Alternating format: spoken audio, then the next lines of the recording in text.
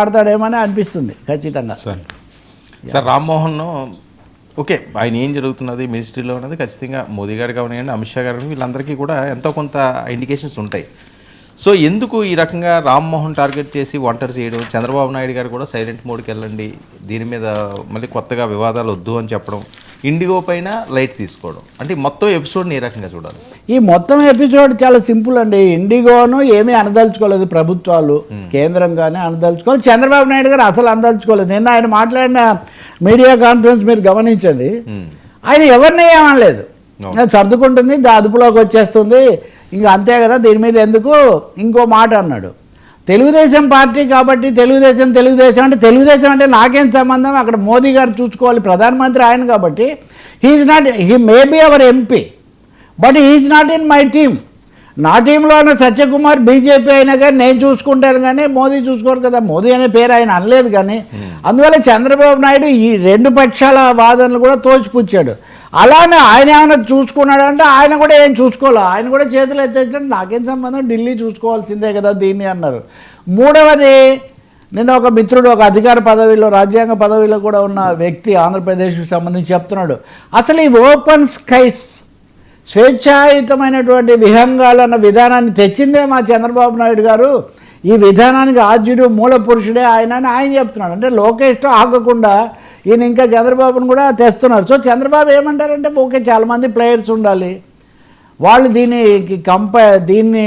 అనువర్తింపజేయడంలో, అమలు చేయడంలో కాస్త ఆలస్యమైంది, కానీ సర్దుకుంటారని. అంటే ఆయన మోదీని కానీ రామ్మోహన్ నాయుడిని కానీ ఇండిగోని కానీ అనడానికి సిద్ధంగా లేరు. దీన్ని సర్దుబాటు చేయాలి. కానీ నిజానికి ఈరోజు కూడా 57 విమానాలు రద్దు చేసింది ఇండిగో హైదరాబాద్ నుంచి, మిగిలిన ఎన్ని చోట్ల నుంచి అంటే అలా ఉంచి. కాబట్టి తప్పనిసరిగా చంద్రబాబు నాయుడు గారు కూడా ముందుగానే జోక్యం చేసుకోవడం, ఈ దశలో కూడా ఆయన కమిట్ కావడానికి సిద్ధంగా లేరు. అందుకని అందరినీ ఆయన ఇంతకుముందే మీరు మాట్లాడొద్దు అన్నారు కాబట్టి వాళ్ళని మాట్లాడొద్దని ఆయన మాట్లాడరు కదా. సో నా పని కాదు అని ఒక విధంగా చేతులు ఎత్తేసారా అని చెప్పాలి, కేంద్రం చూసుకోవాలి కానీ మాకేంటి అని.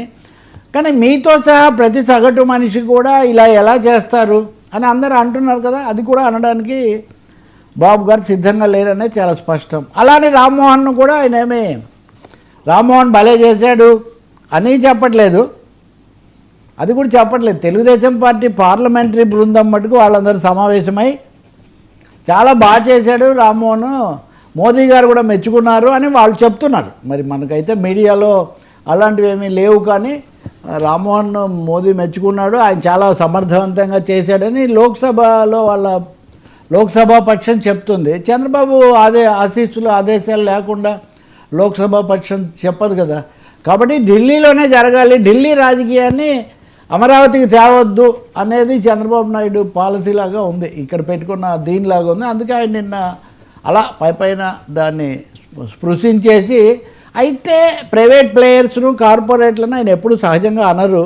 నిన్న కూడా ఆయన ఏం అనలేదు, సర్దుకుంటారు, కొంచెం ఏదో తేడా వచ్చినట్టుగా ఉంది, అంతవరకే అని ఆయన సరిపెట్టేశారు.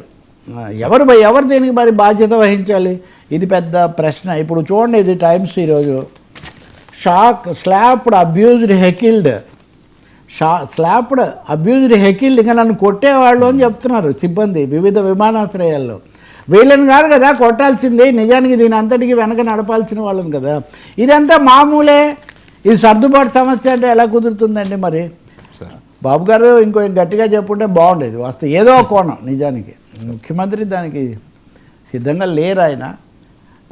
అలా అని రామ్మోహన్ నాయుడు వెనకేసుకొచ్చారు అనిపించుకోవడానికి కూడా సిద్ధంగా లేనట్టున్నారు. అతి ముఖ్యమైనది మీరు గమనించదగింది, ఆయన లోకేష్ ప్రస్తావన తీసుకురాలేదు ఇక్కడ.